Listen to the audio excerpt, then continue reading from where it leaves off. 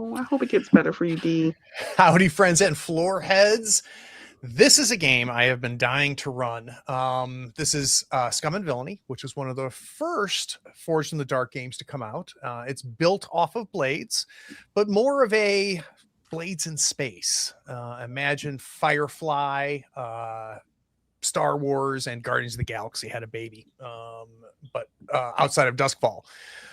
The five of us, really the four of you and me, are going to start off by creating our crew. So, like in Blades, you have a crew, and the crew has their own sheet. What's slightly different is, unlike in Blades, where it's kind of the type of crew that you are, here we determine that by your ship.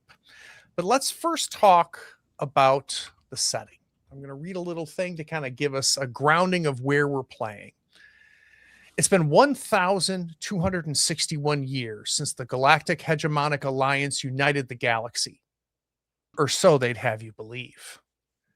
At the center of it all, the Hegemon rules from the black hole cluster at the galaxy's heart, kept in power by a careful balance of noble houses, merchant guilds that monopolize entire categories of technology, and state-sanctioned cults guarding the secrets of the Arcana. It's a civilization built on control of information, of movement, and what you're allowed to know, and who's allowed to fix your ship, and which god you're permitted to pray to. That's exactly why we're here. Procyon is a backwater section of the universe, gifted as an insult to a noble house that lost a war. The systems are laced with the ruins of the an ancient civilization that predates everything, whose technology no longer fully understands and everyone wants. Mystics say that the lines of galactic energy run hot through this sector. Pirates and syndicates have carved out their own kingdoms in the gaps between Legion patrols. The law is slow, it's corrupt, and it's got bigger problems than the four of you. You are the crew of a spaceship. Not a fancy one. You scrape by job to job, taking whichever work pays, hauling cargo that doesn't get inspected too closely, running messages that can't quite go through official channels, doing favors for people who can't go to the authorities. Maybe some of it's legitimate, probably not all of it, and you don't always get to choose. Your ship is your home, your livelihood, and your only way out when things go sideways. And things tend to go sideways with the four of you. You'll navigate hyperspace lanes, ribbons of fast transit space maintained by the guild that doesn't share its secrets, and pass through jump gates built by the themselves. Massive rings of unknown material covered in carvings no one can read. The sector is small enough that your reputation travels fast, and your enemies know where to find you. People out here are everyone the core didn't want. Humans mostly, but also Xenos of every shape, with extra limbs, extra eyes, different atmospheres back home, all living and working side by side, because survival on the fringe demands it. This is the edge of known space, where the hegemony's grip loosens just enough that someone bold, someone clever, someone desperate can carve out something that's theirs. You've got a ship. You've got a crew. The question is, what are you doing? What are you willing to do to keep them both? So there's three different types of ships, and we'll pick one of them, and it'll kind of define how the four of you scrape by. What type of jobs do the four of you take? So option one is the Star Dancer. This is a ship for smugglers and blockade runners looking to do odd jobs, small thefts, and to find lost items. We've got the Cerberus. This is an This is for extraction specialists looking to find missing people or items to claim bounties. And then we have the Fire Drake, the largest of the three. This is for rebels and criminals looking to protect the downtrodden and fight the hegemony. So are we thinking smugglers, bounty hunters, or rebels? Who has some thoughts?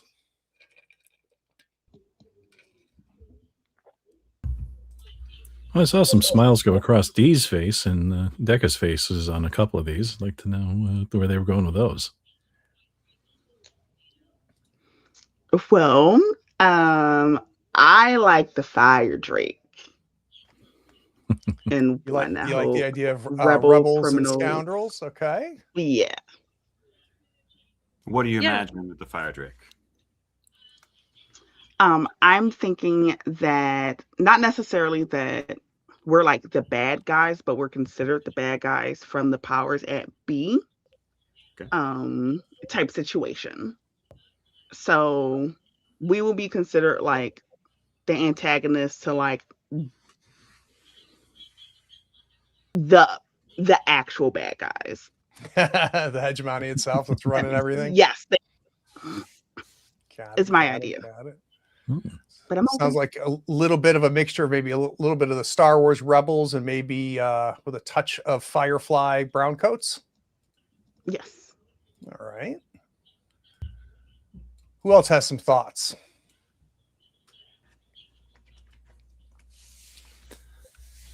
I mean, the tropes are easily presentable on any of those sorts, and I think it's easily just picking one and going with it. I mean, I like the Fire Drake. I'm also totally fine with doing the smugglers. I think that's a pretty cool little notion, getting involved in the small package trade kind of thing. Certain things have to go certain places without a lot of scrutiny. But I mean, that could be part of what we do as well. I have no problem going with the Fire Drake if that's where we tend to go. I'm not against any of them. How about you, Dee? What are your thoughts? I can work with all of them as well. I agree with Matt. I like where Dika's headed with the idea of kind of maybe being the underdogs, trying to do good, even if it isn't perceived as the good by the powers that be. The middle option intrigued me as well. I think we could do a lot with like extracting people. Particularly in this dynamic where we've got intergalactic power plays, I think getting the right people could make a big difference. Jesse, it's feeling like Fire Drake is where everybody's leaning. What are your thoughts? I think there could be something brilliantly audacious to waving your flag against the superior feat. Like, yeah, I know you got the bigger guns. We're still gonna win this somehow. That could be fun. And having played other Blades games where you are inclined to think more like a thief. Now it's like skirmisher. You know, you're still stealth. You can't go toe to toe truly, but putting yourself in the challenge point of, but we're going to get as close to that as we can. Like, could be fun. Yeah. Excellent. All right. So let's go Fire Drake. So I'm going to go ahead and get our character sheet up. You guys should be able to see the ship crew sheet. I'm going to populate it with Fire Drake.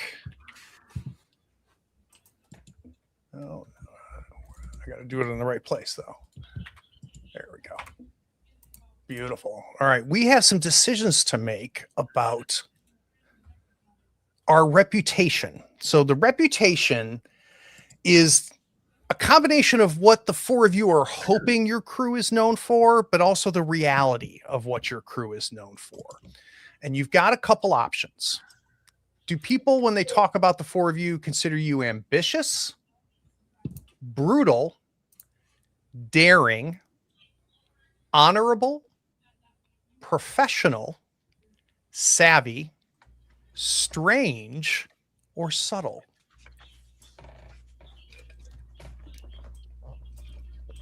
I think ambitious kind of aligns with a little bit of what everybody said.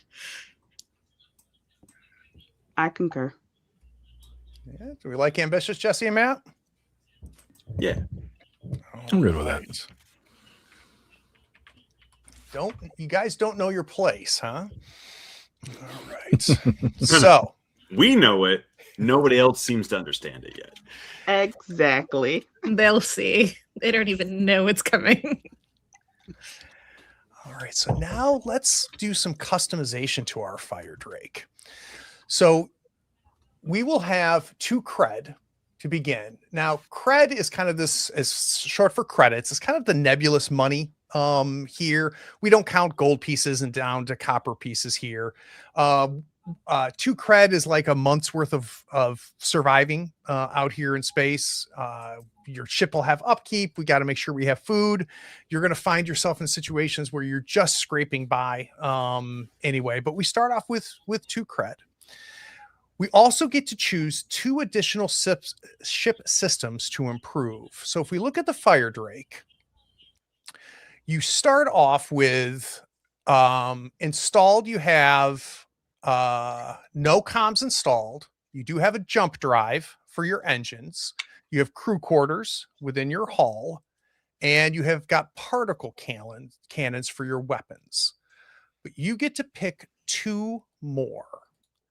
So what are we thinking as far as, let's talk maybe comms. We could add a targeting computer, a fake transponder, help us kind of get away from things. And engines, we've got a couple different options for engines. Let me bring those up real quick. Where's my engines? So we could do afterburners, cloaking device, a gravitic field generator. In our hull, we could add a cargo hold, landing bay, smuggling compartments. What are we thinking? We can add 2. Maneuverability will probably be incredibly important. So I would suggest that we do at least 1 of them in the engine category. So we've got afterburners. You dump raw fuel into the engines for a short burst of speed. May treat engines as 1 higher rating for a roll, but it may damage them. We've got cloaking device. Doesn't necessarily render the ship invisible to the eye, but masks the heat and electrical signatures of the ship, making it hard to detect or identify. Super illegal. And then the field generator creates a large gravitic field extension ship to ship. Can be used to grapple or tow. Temperamental and dangerous. Guild prototype, also not legal. What were you going to say, Jesse? I talked over you. Well, I was just thinking, when the heat comes, how do we surprise them? Like, what's our trick? True. Is it cloaking? Is it that we can pull a barrel roll and they don't expect a ship our size to do? Is it right now? My brain is tempted in bad directions. Of wait. You just said we could have a grapple weapon. There's so many bad ways we could use that I'm almost like that. We have to take that, but that's why I'm kind of thinking like, what's our trick starting out? Deacon Matt, looks like we're looking at the gravitic field maybe as one of our options. If thinking intelligently, I think something like afterburn, going fast, cloaking would be great. Thinking fun, I don't know. The grappling ability seems really bad, and it could lead to some really great options. All right, I'm making the call. I think we are going to pick up a second engine upgrade, and it's the gravitic field.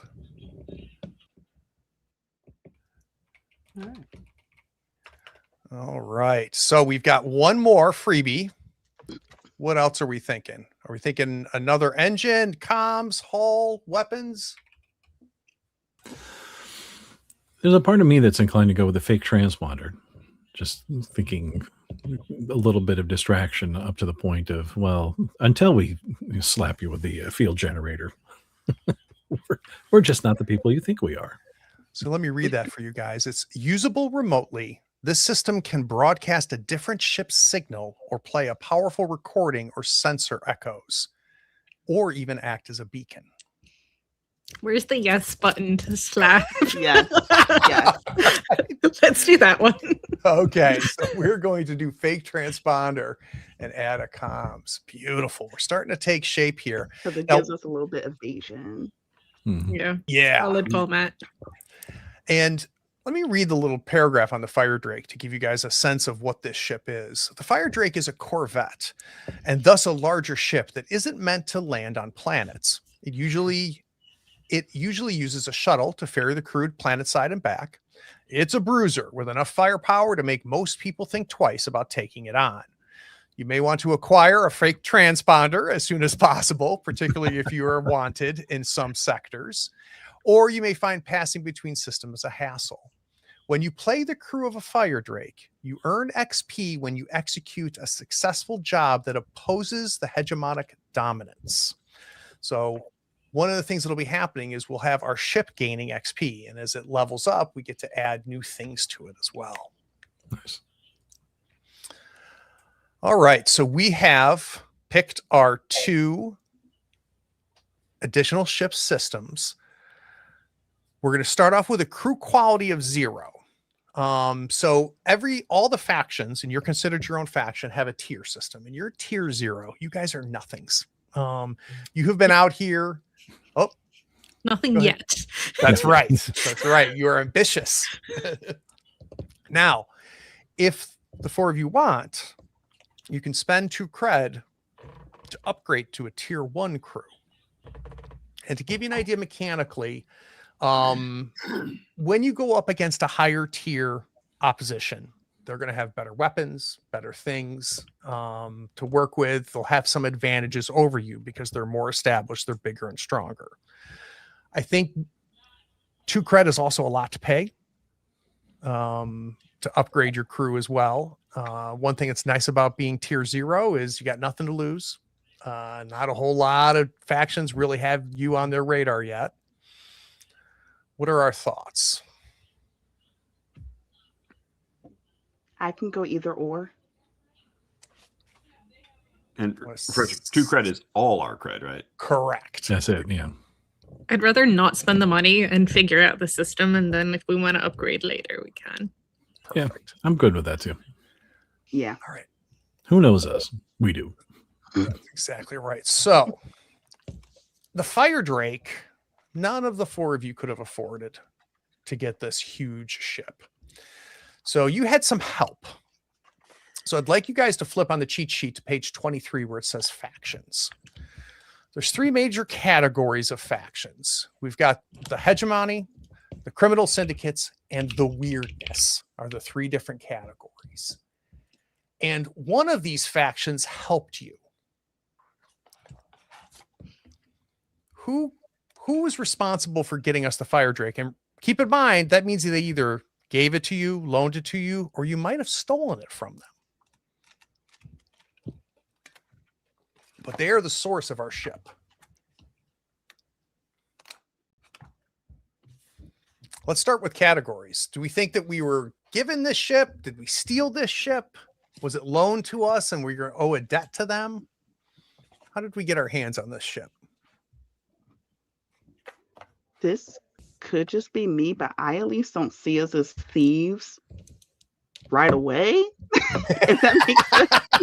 Right. Give us time. Although it would be interesting if like we were a part of the hegemony and then like broke off from them, and that's why we're like trying to, and that's where we got our ship from, you know. We're like still trying to take off the unit paint from the hegemony unit that we took this from. We saw the inner workings of the hegemony, and that's how we knew that they were corrupt, and that's why we're now. Oh, I mean, there's a part of me that likes the hegemonic news network for that. Like this was one of the network vessels, and we were Yeah. that's now permanently on assignment.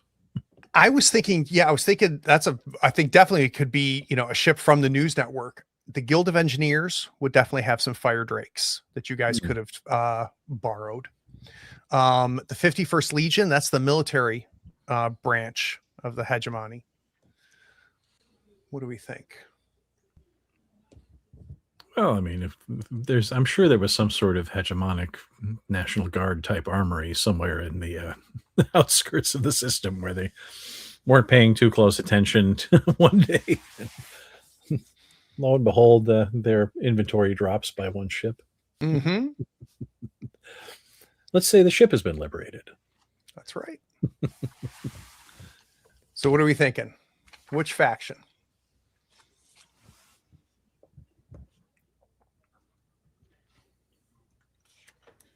Jesse, do you have thoughts? Oh, go ahead, Dika. no. Go ahead, Jesse. I mean, I was riding the wave that you guys were suggesting. I'd be good with taking off the hegemony, but yeah, we've got options in there. Trying to think, would we want to be all the way in, like we have taken it from the military? A little sideways and interesting if we've taken it from the hegemonic news network. I'm always gonna be wondering, like, the why. Like, how do we get away with that? Mm-hmm. Are we actually just to create news? Like, was that somebody's motivation to let us get away with taking the ship? Is they needed some news? Ooh.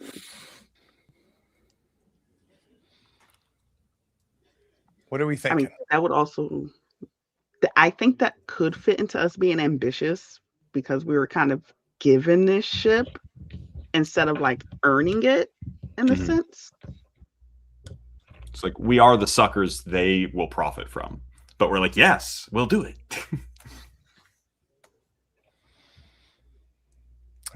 So are we good with the news network? All right, so we've got 3 options here. Because they were responsible for us beginning to get the ship, we have 3 options that we can do related to the hegemonic news network. 1, we can pay them off for the ship and drop a cred. So instead of having 2 cred to start off with, we'd have 1. And in exchange for a job well done, that's the cleanest exchange. Hey, we got you. Thanks for the ship. We're square. We can owe them 1. We can promise them that you'll return the favor down the line and when they ask, and this will give you +1 status with that group, which means that we'll have some allies in the news network. We'll have a +1 status with them. Our third option is we can stiff them. No need to pay a faction that doesn't demand payment up front, and we would take a -1 status. So what do we want our relationship to be to the news network? Even Steven? We want to owe them 1, or are they pretty ticked off that we've got their ship?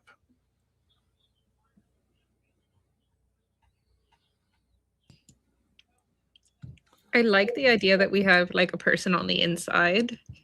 I think that works really well with our existing story so far. Mm-hmm. So you're thinking owe them 1 kind of thing? I don't like the idea of owing them 1, but I like the idea of having 1. And personally, I'm uncomfortable with this, but Yes. All right.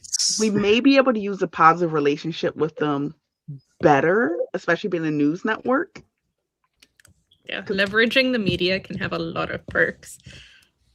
100%. 100%. All right. I'm going to put you guys at status 1 then with the news network. And where I'm tracking that on the sheet is the faction tracker and clocks sheet. You can see that I've put you guys to a status 1. Now, we also get to choose a special ability. So specifically for the Fire Drake, we have a couple options. So let's go back to the Fire Drake.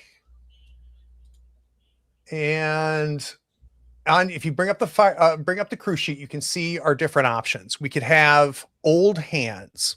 When you're at war, which is a -3 status with a hegemonic faction, all crew members get +1 die on their vice rolls and still get 2 downtime actions.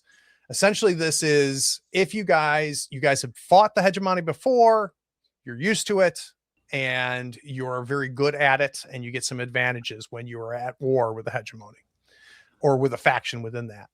Second option, Forged in Fire. Your crew has been toughened by cruel experience. You each get +1 die to all resistance rolls.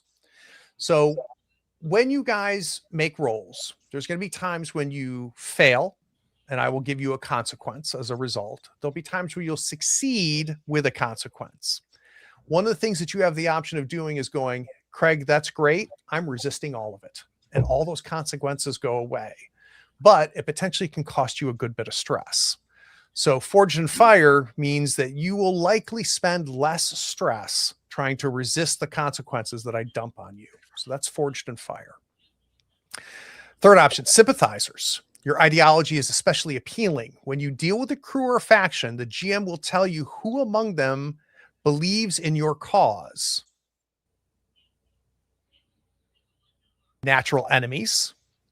When you run a job against a hegemony faction, take +1 die to the engagement roll. The engagement roll decides how does the job start? Are you going to start in a good position or a crappy position when the job begins? And this gives you an extra die to hopefully improve your starting position on all your jobs against a hegemonic faction. We've got Spark of Rebellion. If you leave a calling card or a highly visible symbol of resistance on your job, you gain +2 heat. And heat is a measure of how close the hegemony is to how hard are they tracking you? How aware of your activities are they? But your crew gains +1 die to Vice during their next downtime. And Vice is how you got rid of stress.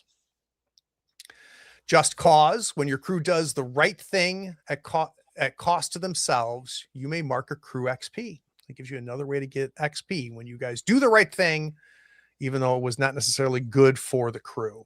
And last but not least, Hearts of Minds. Each crew member may add 1 action rating to command, consort, or sway. So the idea here is you guys will be better at one of those actions, commanding, consorting, or swaying, because of your focus on hearts and minds. What special ability do we want? And keep in mind, as we gain XP, we can pick up more of these, but this is pretty much defines a big definition of who the 4 of you are, I think. Who's Dika, which one calls to you? Oh no, me first.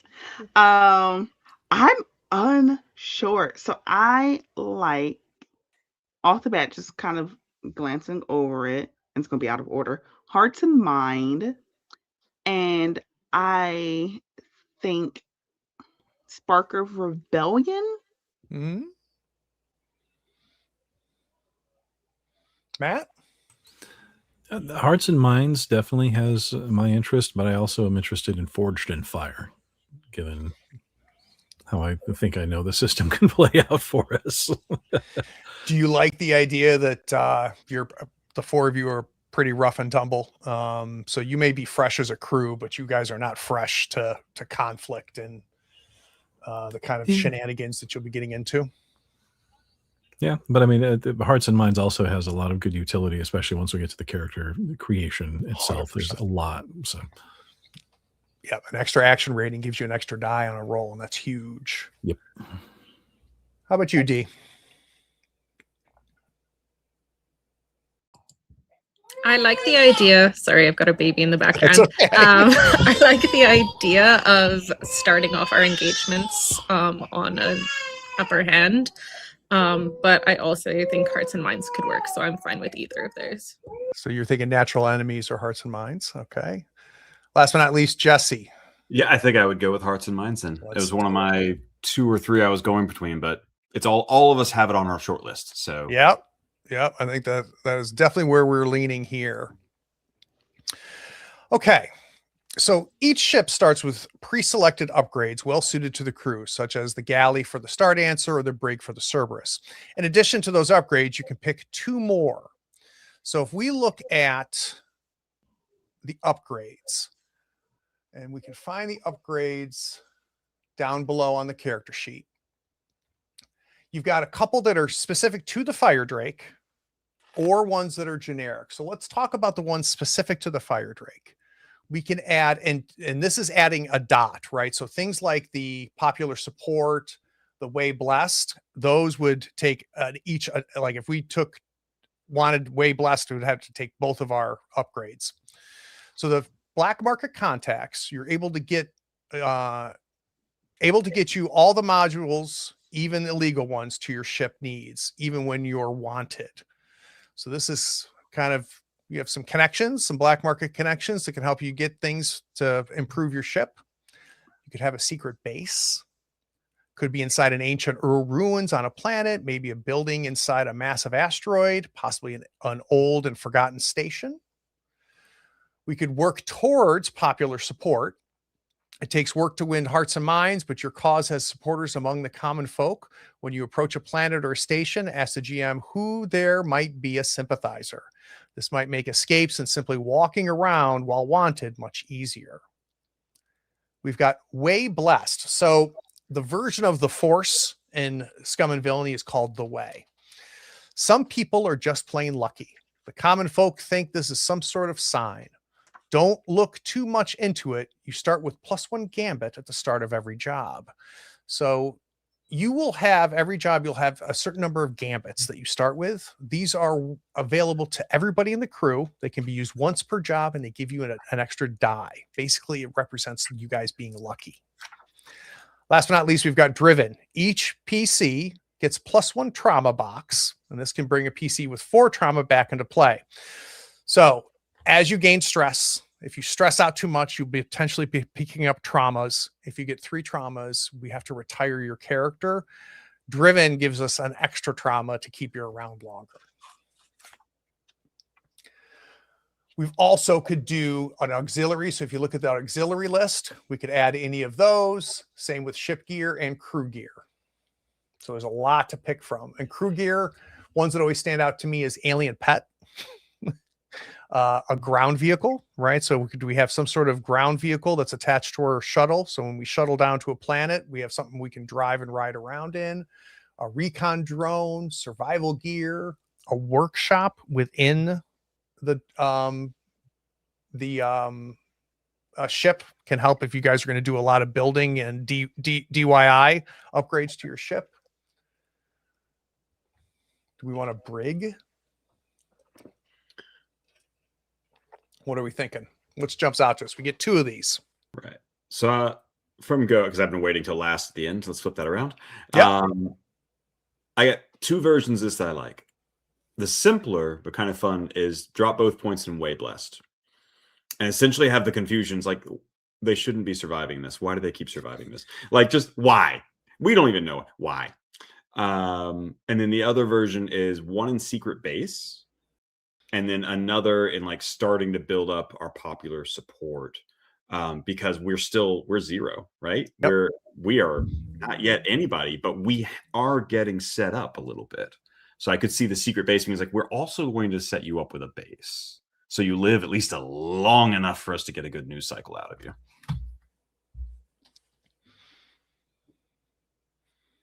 Who else has thoughts?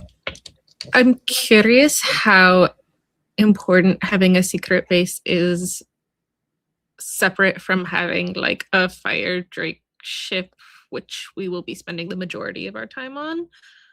Although I haven't actually played through the game, so I don't know what the like longevity of the ship life is.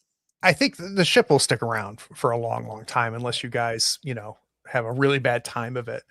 I think one thing to keep in mind is you guys will be known by this ship, right? So as you start picking up wanted levels in different sectors, people are going to start identifying this fire drake and realize that it's the 4 of you. One benefit to that secret base is that you would have a place to go lay low, and potentially, if you have got the heat on you, if you end up at war with a faction, having a secret base wouldn't be the worst thing in the world. And sorry, D, I don't know if you've caught on yet. I'm not thinking mechanically at all. Your point is valid. Like, I'm only thinking mechanically, so this is why we work well together. And we can only get these upgrades now, or we can get additional upgrades in the future. You can work on the other upgrades as well. Yeah. So this will be an ongoing thing as you start gaining XP. You can spend it on upgrading the ship. So this is just a starting point for us. What are you feeling, Dika? So I do like the idea of secret base story-wise, just in case things go topsy-turvy for us. We got some place to hide out. But then, as a Star Wars fan, I definitely like Way Blessed. So take that as is. I don't know what you want from me.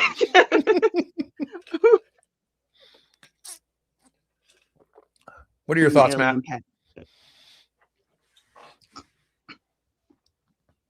Oh, you're on mute, boss. Thank you. Sorry about that. Yeah, I can easily see both paths on this. Definitely. I mean, the secret base, I do like that just sort of as a visual, as a notion of this is where we can go and rest somehow and just find a little bit of space. The alien pet naturally appeals to me. Just in so many of the stupid ideas of, well, it's your turn to feed it, kind of thing. Just like, you said we needed a mascot. Go, you have to go fix it. Yeah, it's tricky though, because I mean, at this point we start figuring out like where do we want with this. I don't know, maybe it is secret base and popular support, but I mean, I could go way blessed as well, just because why not be goofy with it? Without a secret base, we'd be relying on the transponder and just trying to hide out and lurk a lot, which... Good point. You do have the transponder. That'll help for sure. Yeah. But there was a part of me that's like, there's one step further on this, and that is the characters. And as it does, having a med bay or the science bay or something like that makes sense if that's going to end up being one of the characters that we've got. And so it's like, we're kind of picking one thing now and then seeing which way we go with it. I'm okay though, because we can still add those, and I think that's fine. You know what? I think I'll go with Way Blast just for sheer giggles. You guys want to go ahead and drop both in the Way Blast? All right, let's do it. I like that. So instead of starting off with 2 gambits every job, you'll start off with 3, which is a pretty pretty big deal. Now, let's go back to our faction sheet, because one of these factions was responsible for getting you this upgrade. So one of them, and I think we'd have to start looking at the weirdness factions a little bit. Who helped us be Way Blessed? We're going to gain +2 status with this faction. So this is a faction that we're going to be pretty chummy with. And if you want, you can also go to, on your little sheet, where do we have the factions on the sheet? Oh, my sheet does not have the factions. I can read off any factions that you're curious about, though. So if the name... Can you tell us about the Sun Eaters? Yeah. Yes. Let me bring up the factions. All right. The Sun Eaters. These are archaeologists. So is this mysterious group that existed long before time was recorded. A lot of these strange artifacts are associated with the So these are archaeologists and scientists obsessed with recreating jump gate technology, looking to extinguish a star in pursuit of their goals.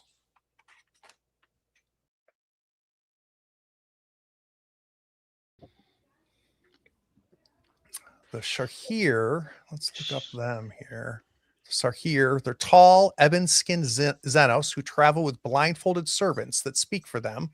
They gave the Hegemony their Ansible network. They have creepy black metal ships, very rich, and work as merchant families.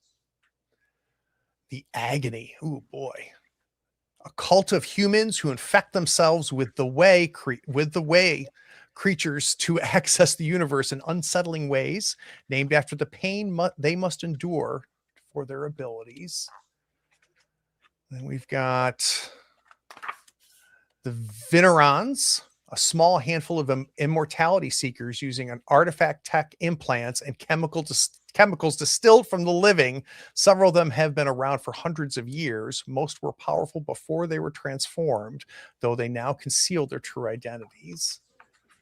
Who else do we have here? We have ghosts. Scientists who, due to a mishap, live exosuited in a half-phased state. The Church of Stellar Flame offers a significant bounty on them and their ghost ship, the Skeleton Key, dead or destroyed.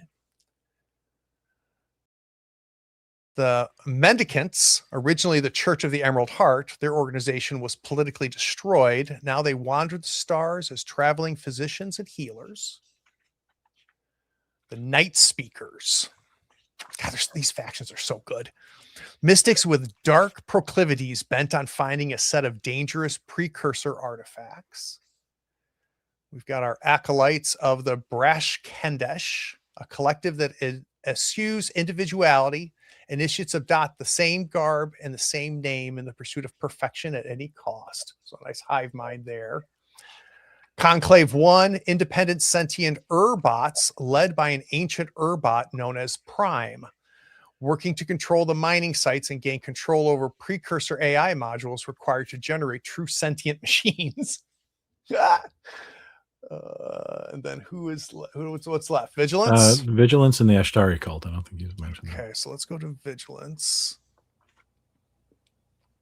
Warrior mystics bearing artifact blades, read Jedis, who seek to enforce an ancient code of justice that they find wanting.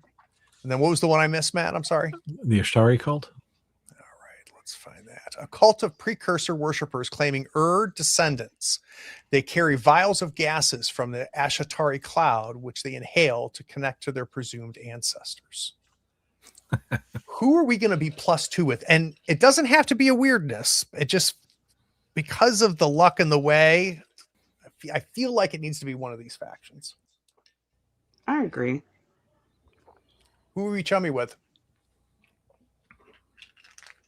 Also super defines the 4 of you. It kind of does. Honestly, I like the last 2 that we looked at the most, between the Ashtari cult and the Vigilance. I like being adjacent in the Ashtari cult, but not necessarily like diving into some of the crazier aspects of it. And the Vigilance just seems to align a lot with our goals of breaking down the hegemony. Who else has thoughts?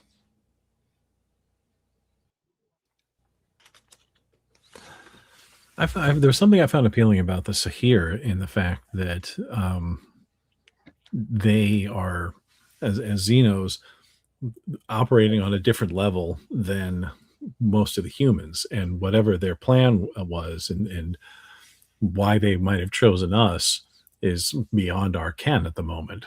But they're like, well, these guys in their ship, give them a nudge, kind of thing. I'm okay with though, and I'm okay with Vigilance. So otherwise, I was also like, ooh, the ghosts. That just sounds goofy. Well, I'm leaning a bit towards the ghosts.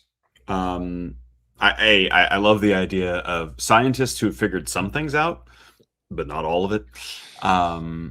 But there's also an extra element. The ghosts are actively being hunted by the hegemony, by an element of the hegemony, like a core element, the Church of the Stellar Flame.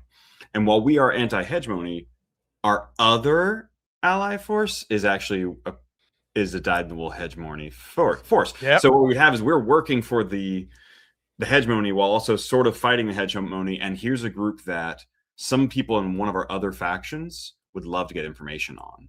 And so somewhere down the line, Craig's going to be able to set us up for a problematic situation.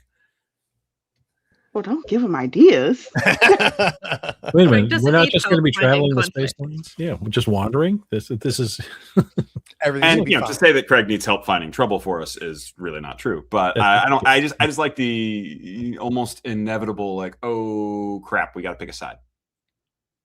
Yeah, I'm down for that. I'm Do we down for wanna that. go +2 with the ghosts? all right. That is Yeah. wonderful. I cannot wait. And see, this is what great. Everything I read to you is all that's defined about the ghosts. What we're going to be doing is we're going to really together figure out what the hell those scientists are and what they got involved with. There's a lot of room for us to fill in and color this as well.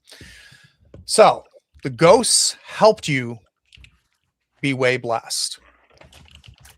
But another faction is not happy about this. Which faction hates the fact that you're way blessed, that you're going to have a -2 reputation with them? Who did we piss? Who got pissed off because of the ghosts making you way blessed? What do you guys think? Another weird one, or do you want a criminal one? Or we could go with the natural enemy of the ghosts. Oh, the which Church of is the Stellar Church of Flame? the Stellar Flame. But I don't know if I want to put us only in that direction. It might be nice to have some relationships with other Yeah. Is there factions. a criminal faction that's anti-hegemony? let's take That's a like look. explicitly like that's their jam. Yeah. So let's see here. What do we have here? The Lost Legion, formerly the Hegemon's personal guard, they rebelled when the current Hegemon rose to power. They seek to see the Hegemon dethroned and have guns for hire and have been guns for hire ever since the schism. That definitely falls into that category, Jesse. So just the thought was, if we're the new blood on the scene and we're already starting getting a rep for doing things we shouldn't be able to do, I could see some dyed-in-the-wool Marine types who are like, oh, come on, that's just cheating. But also like we're eating into their space in some way. I don't know. It's a maybe. Can we go through additional criminal syndicate? Yeah, yell one out to me. Who do you want to know about, D? The Bornico syndicate. Let's take a look here. The Bornico Syndicate, a tightly knit group of thieves who steal high-end technological supplies. Man, the guild hates these guys. Would they be pissed off about you guys being consorting with the ghosts and becoming blessed? What's the Janus Syndicate? Let's take a look. That's a evocative name, right? Mm-hmm. Oh, yeah. The Janus Syndicate, weapons dealers that specialize in ship weapons, headed up by the ruthless Victor Box, who insists on doing the first deal with every client in person. This is an evocative name, but it doesn't really hit. Yeah. What's the Maelstrom? Rowdy space pirates living in a nebula that's difficult to navigate often clash directly with the Legion. And remember, the 51st Legion is the military wing of the Hegemony. Okay.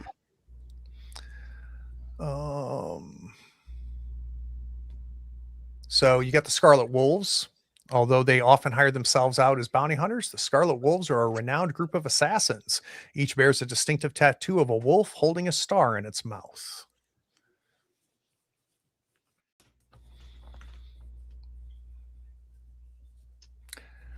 If we start off with a negative reputation with a faction, are we able to improve our relationship with that faction as we go on? Potentially. Definitely. Yep. In the Given same way you can ruin the one you've got a +2 with. I'm cool with the Lost Legion if this is an opportunity for us to prove ourselves. Same. Yeah, some Works for me. former first Just a thought. 51st. All right, so we're going to be Yeah. -2 with them. I like that. All right. So back to, this is one of my favorite parts. So if you go to the ship, you have 4 options or 5 options for contacts. The 4 of you as a crew have a favorite contact.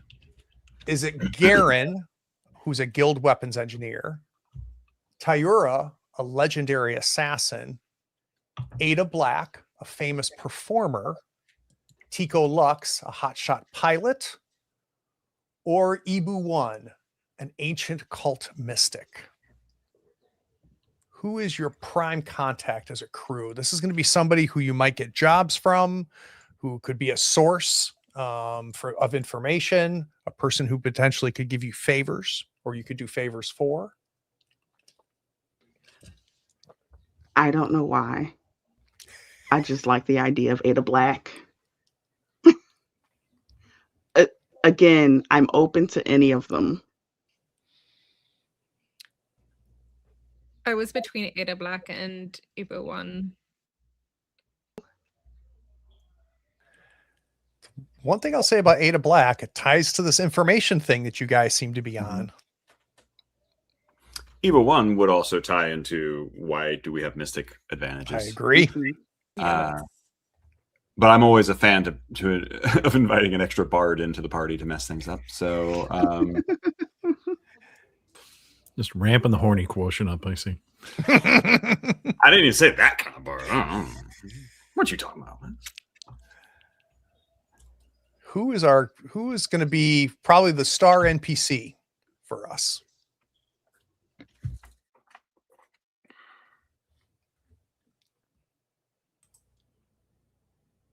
Our best bud.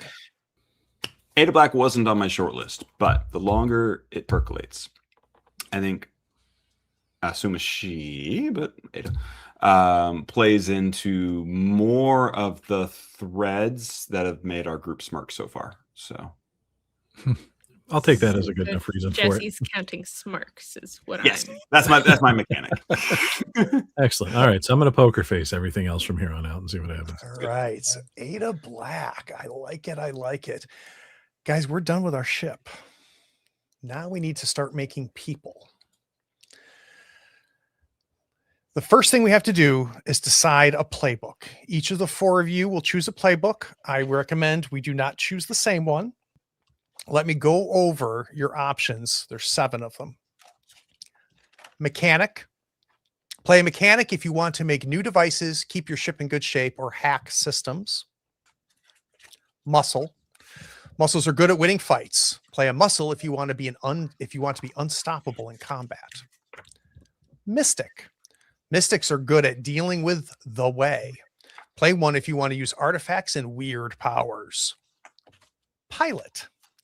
Play a pilot if you want to be a daredevil at the wheel and widely traveled. Scoundrel. Scoundrels love getting into and out of trouble. Play a scoundrel if you want to press your luck. Speaker. Play a speaker if you want to be the respectable one and use connections to get your way. And last one is Stitch. Play a Stitch to deal with science, patch people up, and be your crew's moral compass.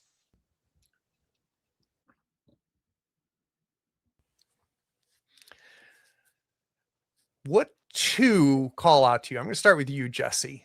Are there 2 of these books that you're feeling? 3, but 2. Okay. Well, let's do 3. What are the 3 that are calling? Mechanic, muscle, speaker.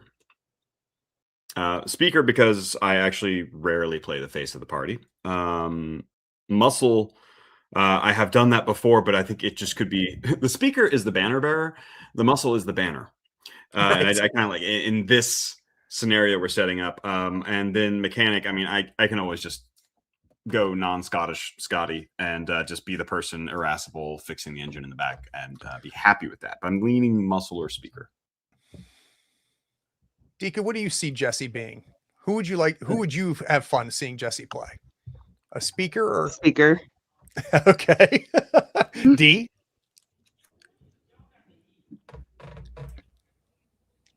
I don't know, because speaker is also on my short list. So, but I've played games with Jesse, and I enjoy when he's at the helm. So I would be comfortable with that as well.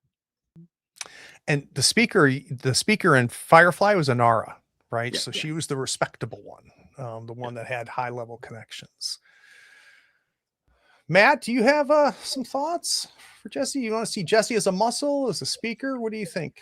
Oh, I'm dandy. I mean, going with him as a speaker. It's as he said, though, part of the fun of that is pushing himself as a player.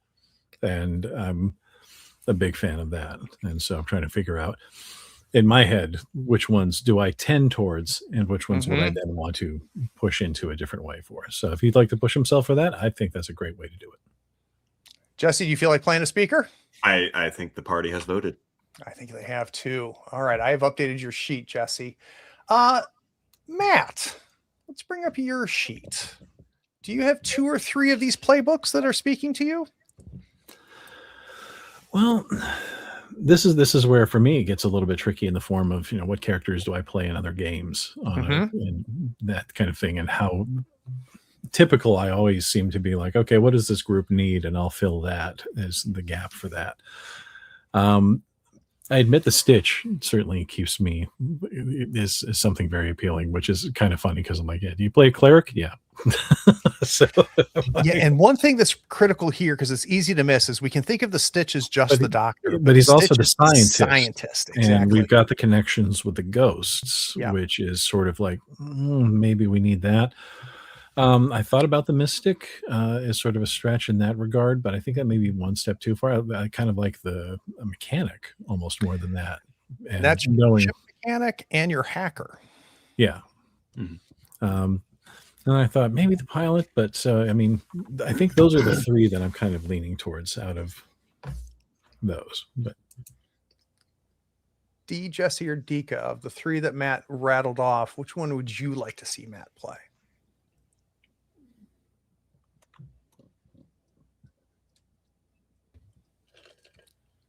I think I'd like to see you play the mechanic of the three that you mentioned, just because it gives you the opportunity to step slightly outside of the bounds of, oh, I'm going to fix everything in the Stitch position, but it still gives you the opportunity to be like a real team player and vital to the cause. So I think it could be fun seeing you in that.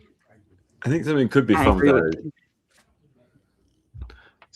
you. If you enter with the ideas like, I'm usually trying to like fill the gaps or figure out what the party needs, you're already setting yourself in that place where like I'm reactive. Yeah, I would love to see a proactive mechanic who's who's like thinking ahead and is like, no, you're not going to do that because I have a repair schedule for this thing.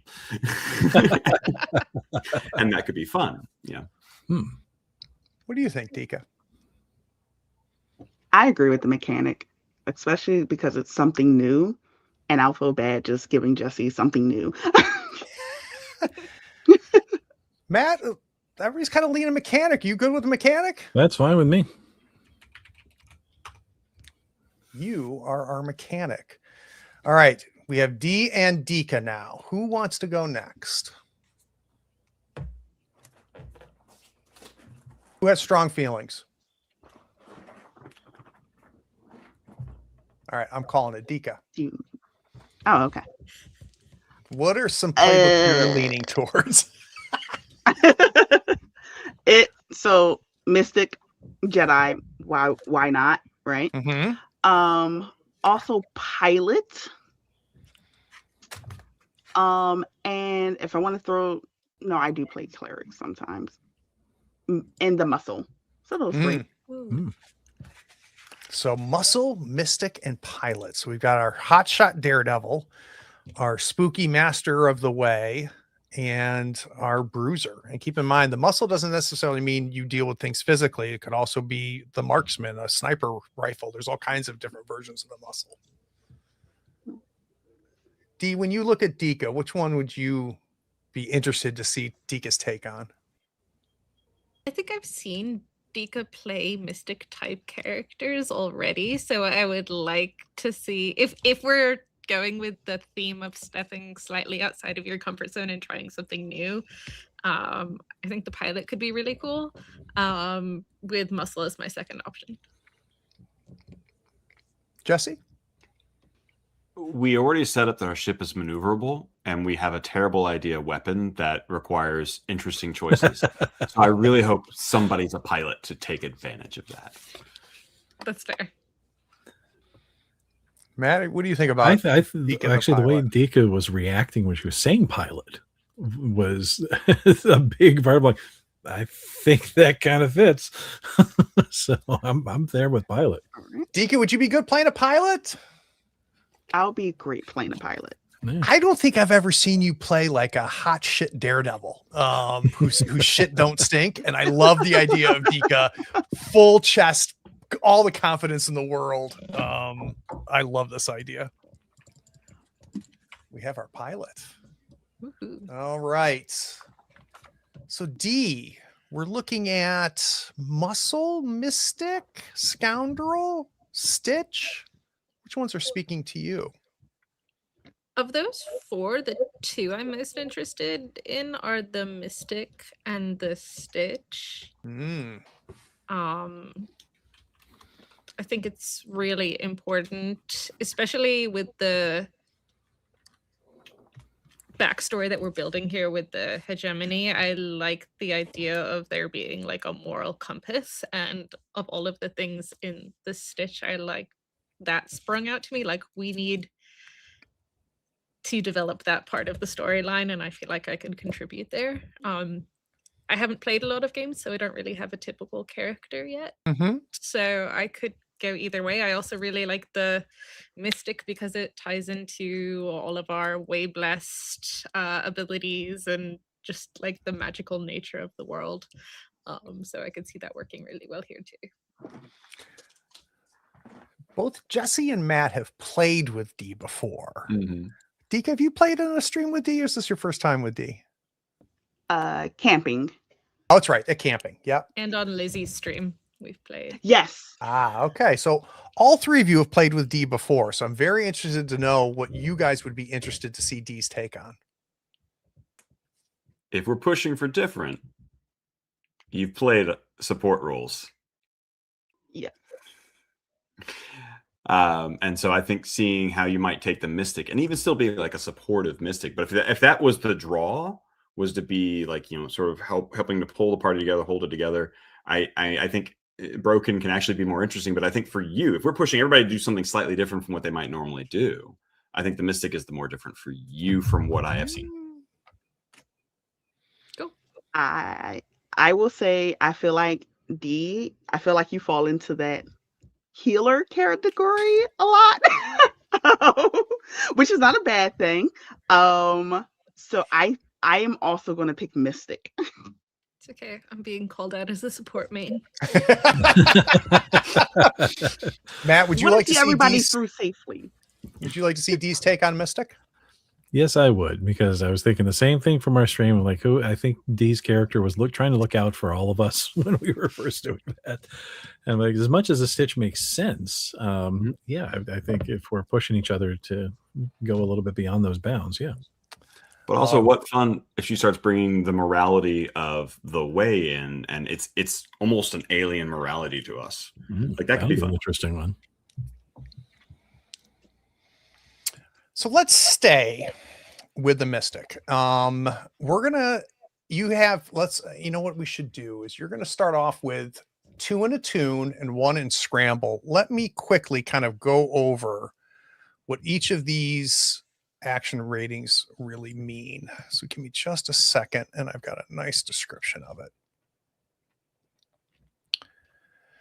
So these essentially, think of these as your abilities. Essentially, when you take an action, you'll take an action using either something within insight, something within prowess, or something in resolve. These will give you an idea of how good you are at a particular thing. Why am I struggling to find my descriptions?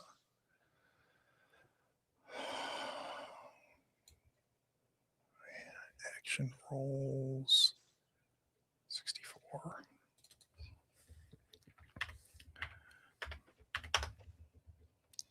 All right. So when you attune to the way, you open your mind to the galactic energies underlying all of existence. When you command, you compel obedience with your force of personality. When you consort, you socialize with friends and contacts. When you doctor, you attend to the needs of another by lending aid and comfort, or you look scientifically at the world. When you hack, you breach the security systems of computers or override their controls. When you helm, you pilot a vehicle or use vehicle weapons. When you rig mechanisms, you alter how an existing mechanism works or create a new one. When you scramble, you lift, climb, jump, run, or swim, usually either into or away from danger. When you scrap, you engage in pitched combat with the intent to harm or neutralize your opposition. When you skulk, you move stealthily or without being noticed. When you study, you scrutinize details and interpret evidence. And when you sway, you influence someone with guile, charm, or logic. So, for our mystic, you have 2 in attune, which makes sense, right? And you have 1 in scramble.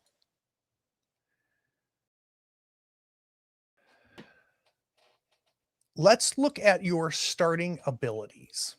So for the mystic, you have a couple choices.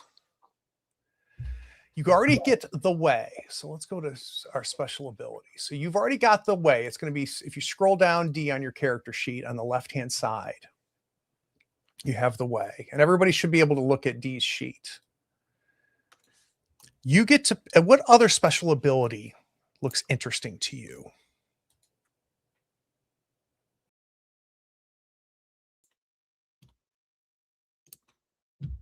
kinetics, which allows you to basically use the force, right? With the power of the way, you're able to propel yourself or throw table-sized objects. A Psi Blade, you can focus way energy into your melee weapon. Center, you gain meditation as a vice. When you indulge this vice, you clear 1 stress.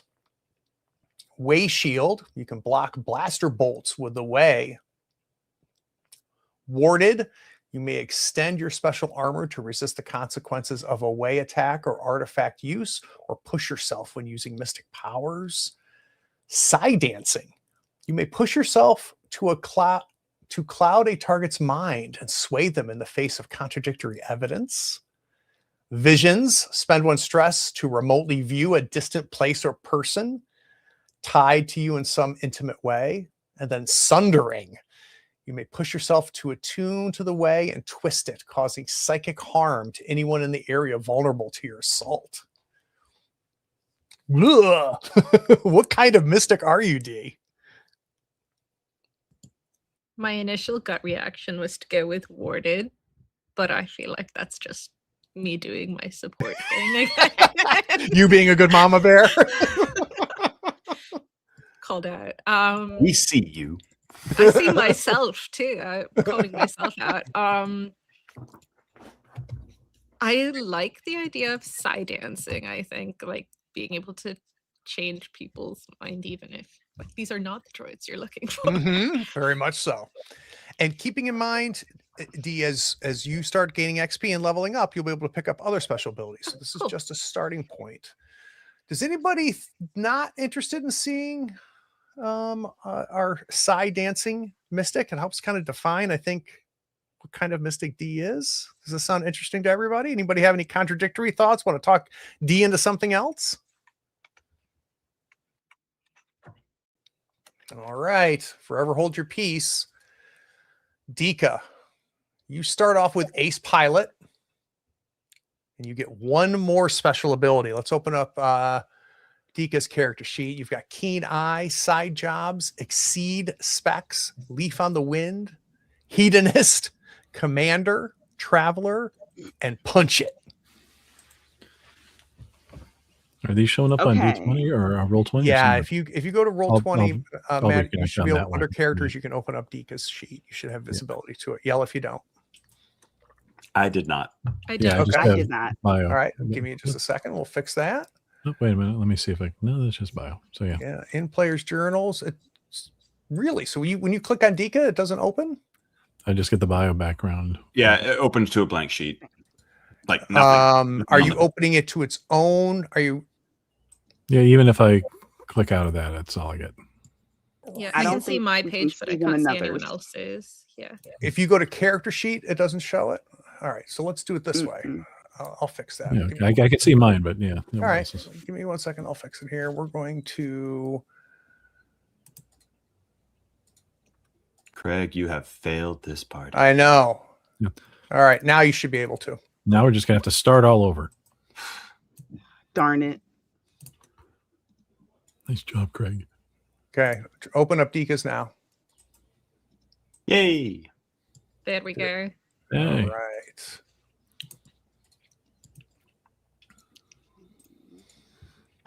So off the bat, I'm thinking of either I just like the idea of hedonist, because it gives me dice to play with. And then also I want to say Keen Eye or even Side Job. I guess 3. Those are the 3 I'm looking at. Who has thoughts based on Dika's narrowing it down?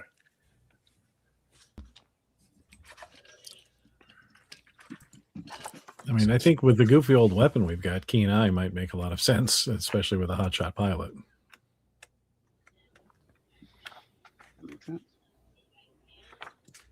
You said Keen Eye. What was the other one you liked? Hedonist?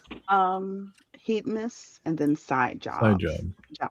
What side job? You may spend a downtime activity in port doing odd jobs. Gain 1 cred. Ooh. Mm-hmm. There are rumors floating about. The GM will tell you one of them. That's an interesting Honestly, one. like especially as we're starting, I think getting credit and getting additional like storylines could be really important to us. I like the idea, Dika, of kind of defining your pilot not only as, a hotshot pilot, but also someone who's got connections, right? A bit of a talker pilot. I think that's what Side Job says to me. I'll say this. I typically play talkers. Okay. That's all right. That's all right. Which I'm okay with. Are we good with Side Job? I just have one request. Let's do it. You've got to have like a heart-wrenching C plot storyline that's going on with your side job. Something there. You and Craig work it out. I don't care what it is. Oh, you mean the orphan that she's been trying to make sure gets the medical supplies that they need in order to not die from Taurian fever? Right. The one that got away, and then you find them dead, and you never actually pursue it. And find, all of that. Got you. Okay. I can do that, Jesse. Thank you. All right. So speaking of Jesse, let's open up our speaker. So you start off with air of respectability. You get an extra downtime activity to acquire assets or to lay low. You have a long list of special abilities. They really define a different type of speaker. Each one of them does. Yeah, there's one thing that's interesting about this system. I feel like it almost feels like different people wrote some of the books. Mm-hmm. So yeah, speaker and mystic, I feel like have a lot of definition in their initial choices that are a little bit different. But yeah, I was going back and forth on a couple of these, but in the context of Dee's choice, I feel like being able to lie is less important, or at the very least, we don't need to double up on the same sort of trick. So convincing people of things, less the focal point. So that I'm bouncing between. Honestly, heart to heart or disarming. And I think disarming sounds more fun to me. Because I'm just imagining the character that just walks up in the middle of a gunfight and says, "Hey, y'all. Can we talk for a sec?" And all fighting stops. And already I'm laughing at myself in the head. So I think I've made my choice. But the party may wish for me to do something else. Does anybody have any objections to a disarming speaker? No, that's No, I love it. Yeah. Right. Yeah. It has to be a good speech, though. No pressure. No pressure. Have to work it out. Talk about our mechanic, Matt. So you start off with Tinker. When you work on a clock with Rig or Hack, or when you study schematic, fill in one extra segment. So clocks are a way to kind of measure like a long-term project. You work fast with your Tinker ability. Looking at the other abilities, and this is really for all four of you, but for Matt, which one really calls out to you?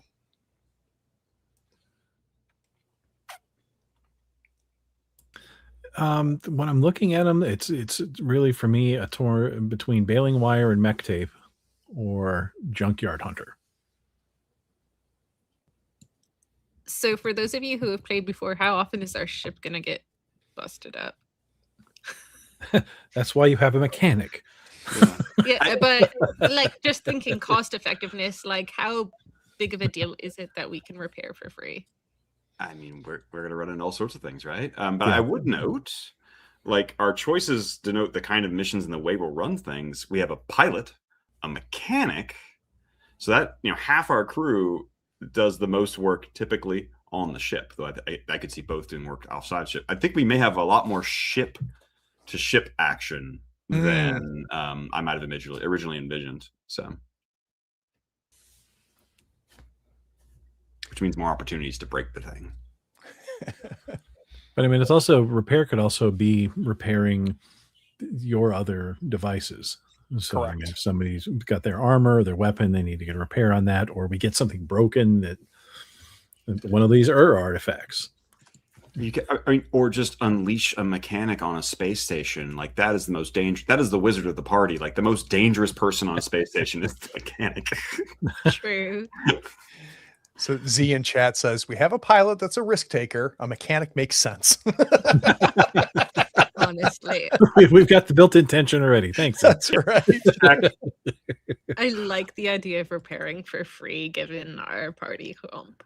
Yeah, I mean it saves us a little bit of money in the long run for that kind of thing. So if we would normally be paying costs for repair, and the stuff that my character is digging up and finding and saves us a little bit, that means that we can put those credits towards the ship upgrades or other stuff, and I'm fine with that. All right, and it kind of gives us feeling like you're kind of a scrappy guy, right? A little bit, yeah. Yeah. All right. So we've got our special abilities chosen. We're going to take a 10-minute break. When we get back from this break, we're going to learn about their heritage, their background. We're going to assign some action dots so we can build out what their different actions are that they're good at. We'll pick some friends and some rivals, and then we'll start bringing this crew together. So we'll be back in 10 minutes.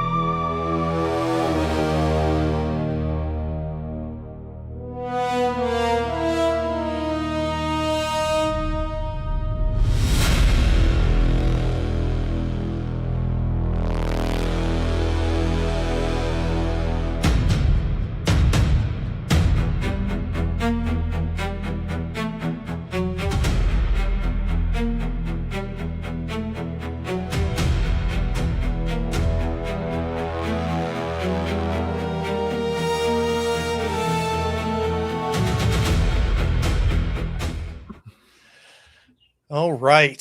So now we need to talk about heritage, which kind of gives us an idea of where you came from, your upbringing, your family. So you've got several choices. I'm going to just give you kind of a sense of the different options.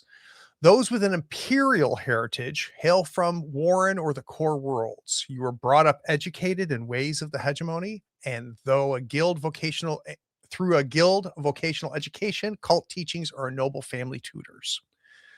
If you'd rather be more at home on a creaking ship, you could be from a spacer family. Ice miners, station mechanics. Most merchants are born, grow old, and die in space.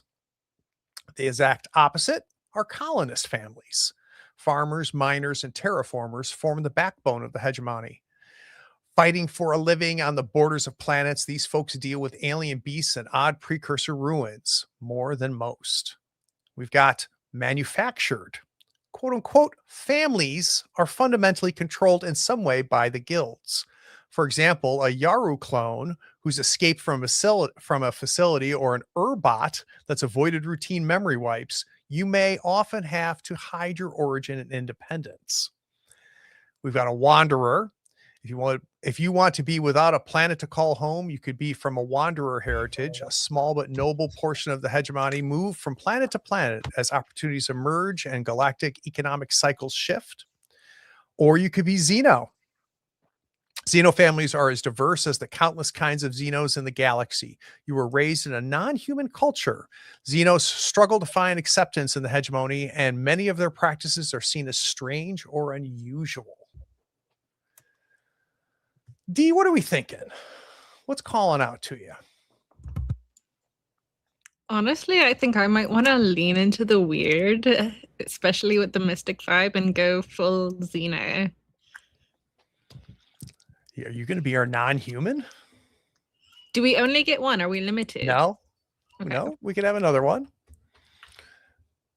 How do we feel about an alien mystic? I think it fits. Done. We have got our Xeno mystic. Let's talk background real quick, D. Background is going to be beyond where you were raised, kind of what you were before you became a part of this life. Were you an academic, a laborer? Were you in a cult? Were you a guilder involved in the machinations of the guild? Were you military, noble, or criminal as part of a syndicate?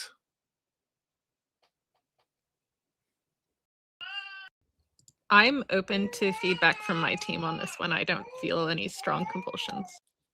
What do we think would be an interesting background for our Xeno mystic here? What did they do before they found a life of rebellious crime? Well, the notion of noble sounds fun with that. It does. But a noble here or a noble back home? That's thinking back home. That could work if I was like a noble back home in my strange alien planet and have been taken it upon myself to be the emissary of the way to the people. I like it. Ooh, I think I like noble too. And by the rules of your understanding of the universe, this is exactly the right place to start. Oh, yeah. And we're all like, what? Oh, okay. No, I'm exactly where I belong. That's nice. Oh, amazing. So every one of you has a vice. So when you guys go on these jobs, it is going to be super stressful. You are going to build up literally a thing called stress. And there are times when you're going to want to get away from it, relax, unwind. For our Xeno, is your vice faith, gambling, luxury, obligation, pleasure, stupor, or weird? How does our Xeno mystic unwind and relieve stress? What does weird mean here? Whatever you want it to be. But whatever it is, it's like, yeah, they're going and doing that again. That's how they relax, and that's weird.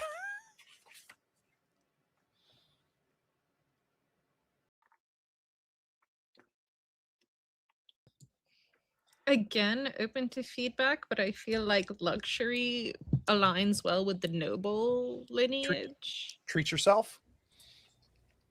Especially given that you're out here on the periphery and luxury is a luxury. And luxury to me could be very weird to you all. I don't think they're 100%. mutually exclusive, but What would you define as luxury? You do you, boo. And you are used to a certain caliber of living, so it makes sense. Yeah.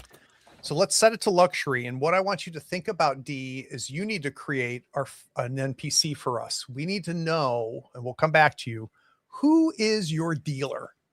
So when you go to unwind, who is the purveyor who provides you this luxury release?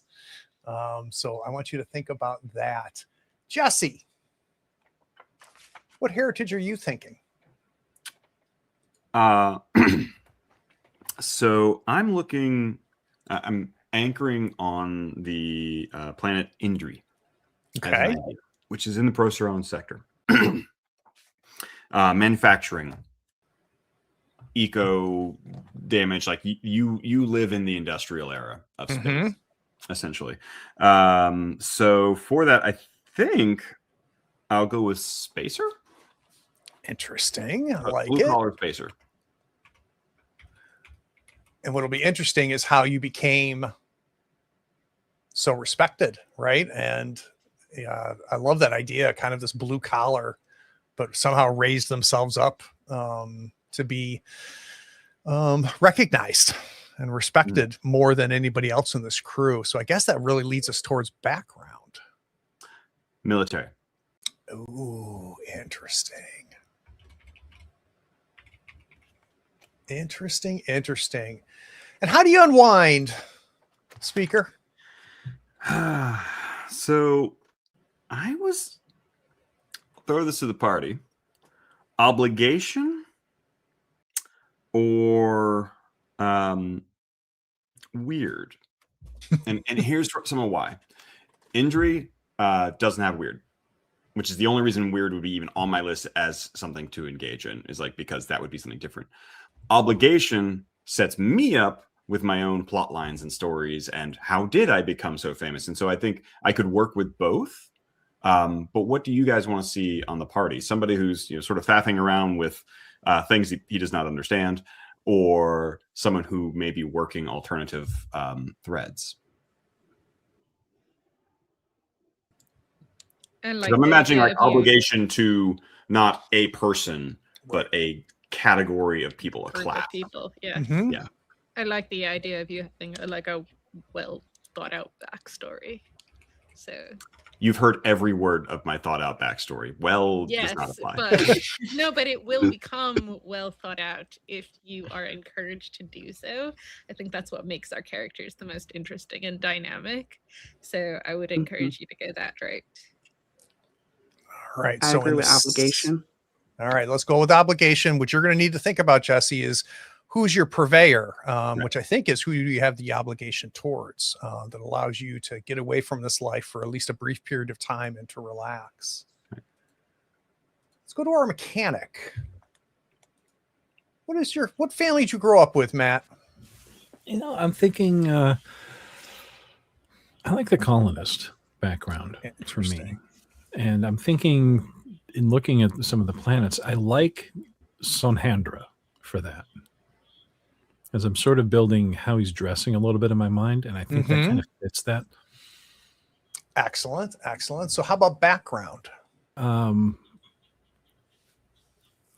Sort of, I was torn between labor or syndicate on that. I'm kind of interested. Are you the criminal element of this crew?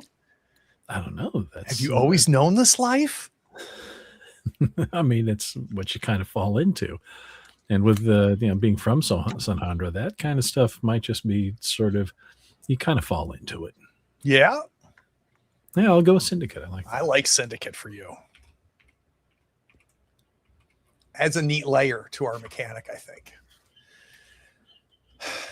And after a job well done, mechanic, when you're full with 8 stress and you need to burn some steam off and relax, how do you do it? I'm leaning towards stupor. That's one of my favorites of all time. I love stupor and plates. I mean, I'm leaning in that direction. I don't think anything else really fits, but I mean, I'm happy to consider something else. I mean, faith might be a really interesting one. I could not agree more. As a flip side of that, I could see stupor. I could see faith. What are we thinking? Do we have any advice or thoughts for Matt? And one thing to keep in mind about stupor is the way the little blurb in it is you dull your senses with drug abuse, excessive drinking, fighting to exhaustion, etc. So basically, it's a little bit of self-abuse, right? It could be fighting pits. It could be an illicit drug, that you're an addict, a drinker. There's all kinds of ways that stupor could. Yep. And then with faith, it is you're part of a cult or obsessive specific ceremonies at regular intervals.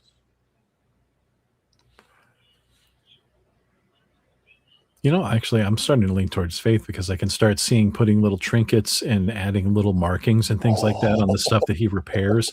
It's just sort of not even totally consciously, but I mean, like, okay, we're going to put the spiral here because that's where it goes. So you also, Matt, need to think about who your purveyor, your main contact is for this faith of yours. Mm-hmm. All right. Dika. Okay, you would think that I had my life together. Our hotshot pilot. How did you grow up? What's your heritage? So I liked either Imperial or Colonist. Because I'm not sold on any of the heritage, but what I'm thinking is someone who's more so not necessarily have grown up well-to-do, more so had to kind of fight and earn this confidence that they have. But I'm not sure. I'm unsure about that. Won't lie. Who has thoughts for Dika on our hotshot pilot? I like the Imperial background for it. It just sounds fun. From the core, your way, you did not grow up here, not out here. You grew up. I like that. That could be very interesting. That could also create some fun moments where it's like, well, of course you're a hot shot. You got better driver's ed than all the rest of us. You got driver's ed. You got driver's ed. Okay. But there's also be those moments when you're like, well, yeah, then you just do this and it's fixed up. What's the big deal? It's like, we don't have those parts, Dika. All right. So background, Dika. Academic, labor, cult, gilder, military, noble, syndicate. I'm leaning toward academic. Ooh, that's interesting. Talk to me. I kind of stumbled upon being a pilot. Like maybe I did take that driver ed course and then it was like, oh, now this is my obsession. Do we have a physics professor as a pilot? I think a specialist in gravitics. Are you the reason we have the really bad idea weapon? Why not? Yes. Oh my God, that's so good. That is. Oh, I love it. All right. Sold. Academic. Brainy. Gambling. That was easy. Yeah. I want you to think about what type of gambling and where do you go for this gambling, or who do you reach out to for this gambling? Let's go back and check in on our mystic. Who's your purveyor for this luxury relaxing, D? So I have an idea in mind, but I want to talk it through with you if I can. Let's do it. Do I have to pick like a specific, like singular NPC, or can it just be like a type of person? Could be a type. Okay. I want to have my luxury being like gourmet foods on different planets. And I would like to have my NPC purveyor be like the top chefs on all of the planets in like really weird bougie food.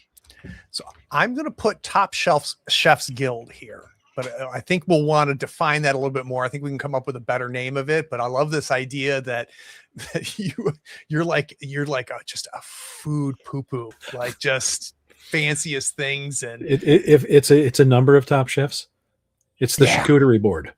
Nice. I love it. The charcuterie board. Yes, you need to drop me off here on this space station because that's where Basil cooks. And I hear that he has the most incredible soft-boiled Xeno egg. I don't know. Oh, I like also, that. Gives us our set of anime-style final bosses we have to beat. She has to fight her way through the entire charcuterie board to complete her quest line. You're welcome. Oh my God. All right. Talk to me about your obligation, Jesse. Who is your purveyor there, do you think? Oh, right. I think the obligation is actually part of maintaining that rep and that standing. And as this is percolating, it's part of the planet that I chose, but also being spacer, blue collar. I'm starting to feel a union rep. Ooh, interesting. And that to maintain part of the reputation, but also his own, I'm going to assume we'll see where I land, their own obligation, like their own upstanding sense of morality is like, I've got downtime. There's somebody that could need an off shift so they can go take care of their kid or do something else.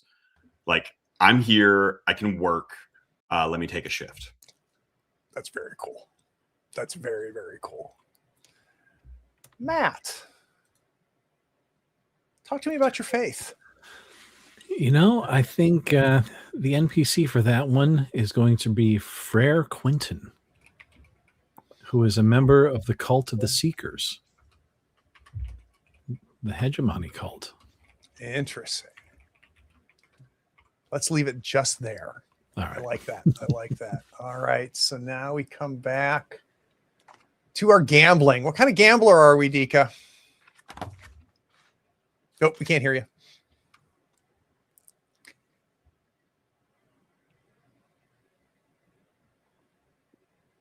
No.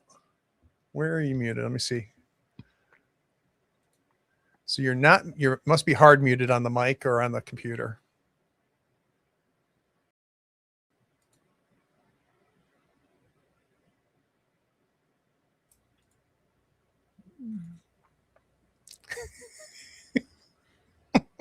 We'll come back to you, Dika. All right. Beautiful, beautiful. Okay, so we have picked up our things. So now we're going to assign 4 action dots. So are you there, Dika? Did I just hear you?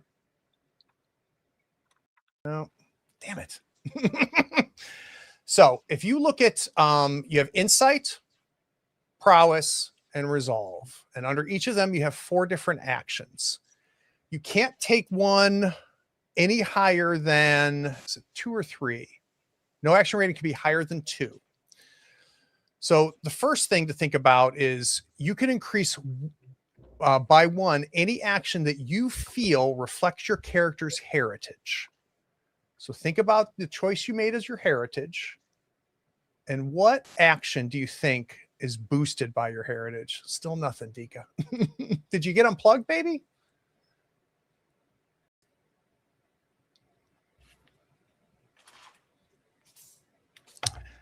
You'll also increase 1 action that you feel reflects your character's background.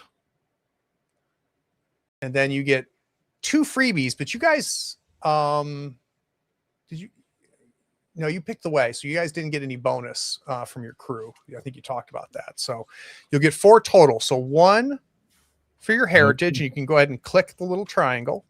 We did also pick the Hearts and Minds one, which is going to give us 1 in, was it command, consort, or sway? Beautiful. So you actually get 5. So love that. That's right. You did pick that one. So who has some thoughts on an action that reflects your heritage?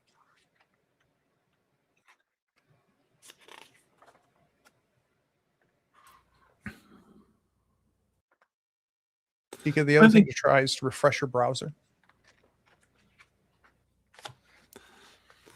I think for me, the one that might reflect the colonist background for my character is scramble. How so? That's interesting. Because the specific planet that he's from, or that he's coming from, it has got a very strange.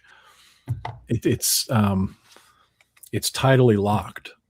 Mm-hmm. And going from the light side to the dark side of that planet requires the ability to move fairly quickly and capably. And so I think getting, sort of being a little bit stealthy, but having to go through rough terrain. And at the same time, he's the mechanic. He's trying to go get to junk. And those are not always inaccessible places. And so the ability to move through that, I think, is makes sense for that. Now, how do you reflect your syndicate background? I think that's probably where he learned his first bit in hack. Ah, nice. All right, you've got 2 more.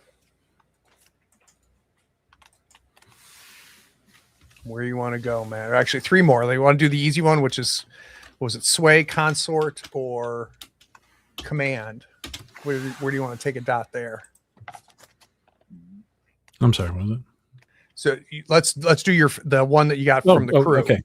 The one from the crew, I think sway fits. Love it. The ability of a logical argument as opposed to anything else on that one. All right, you've got two freebies. Yeah. Where do you want to go? So one thing, just to talk mechanical. Remember, I was talking about resisting. Yes. So when you resist, the number of dice you get depends on which category of these actions are in. So I might say you can resist with insight, you can resist with prowess, or you can resist with resolve. And you see that vertical line? The number of dice you get are the number of actions you have at least 1 dot in. So right now, if you were resisting with insight, Matt, you would get 3 dice. If you were resisting with prowess, you'd get 1. If you were resisting with resolve, you would get 1. Kind of encourages you to kind of spread out these dots. Yeah. So where do you want your 2 to be? Let's see. Deacon, did it work? Yes. Yes. Somehow my system shut me off. You are back. All right, Deacon, let's quickly, while Matt thinks about that, let's go back to you and let's talk about your gambling problem. I was going to say, I don't know much about gambling, but I picked poker because it's a people sport and I can potentially lose a ship that way. You're a card shark. So one of the things that you're going to want to think about is where you go to play cards. Or do you go to a casino, a certain casino? Is it an underground card game? Is it like a rounder situation where you have the same opponent and you just play cards against them one-on-one and you have just this ongoing thing? So that's something for you to think about, Deacon. We can flesh that out as we flesh the character out some more. Matt, where's your next 2 dots going? I've been sort of tossing around some possibilities. One is maybe 1 dot in doctor. I mean, yes, it's mostly going to be insight at this point, but I mean, somebody's got to patch these people up. I like that. So I thought about that. And then it was sort of a toss up between another point in hack or a point in study. And the idea of study sounds kind of appealing in the regards of trying to go through the schematics of things and find out what's where, and before sort of planning and building into that. However, I could also easily see 1 point in scrap, just because you don't get through anything without a scrap sometimes. Yeah. Who has thoughts for Matt? Who wants to help Matt out with his last dot? How often do you hit the ship with a wrench? Pretty consistently, religiously, you might almost say. Jesse's leaning scrap. Okay. You good last dot in scrap? I'm good with scrap. All right, beautiful. That takes care of Matt. Let's go to you, D. So let's talk your heritage first. Where do you get a dot in heritage? For heritage, I want to say command. Ooh, that's interesting. All right. And then for your background as a noble. Probably another one in command, to be honest. Oh, that's amazing. All right. So let's talk about command, consort, and sway. It's going to have to be either in consort or sway for your freebie from the crew, because you can't go to 3 in command. Are you a carouser or a convincer? Probably a convincer. All right. So we'll put that in sway. Mhm. You've got 2 more freebies. I'd like to do one freebie in study, especially as the alien race. I need to be learning about the people that I'm bringing the way to. Yeah, and study is also your attention to detail, right? So I think I like that for Xeno Maybe because 2 in study if I can. you sure can. Sure can. I think you have to be very observant, considering you're a mystic, which is kind of woo-woo. There's a lot of people that aren't big fans of that. And then we're gonna off stream, D and I are gonna create what this Xeno is, which I can't wait to see. All right, so that takes care of D and Matt. Let's do Dika. So Dika, your Imperial background, what did that give you a dot in? So for Imperial background, I think that would have given me a dot, and I'm open to ideas. I'm a little bit behind, sorry about that. In study, Mm, or growing up in the core worlds. attune. Oh, that's interesting.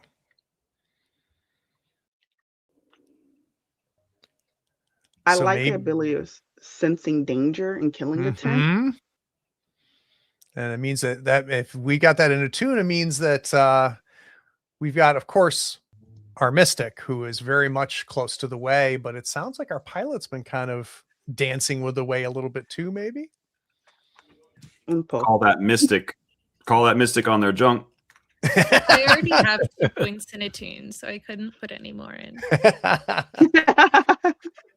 Another thought that just popped in my head too, Dika, is, you messing around with the way a little bit could explain why you ended up out here as opposed to not staying in the core worlds. That makes sense. Yeah, that's interesting. All right, let's now we talked about how Matt's character is kind of the brains of this operation, but you have an academic background. So how do we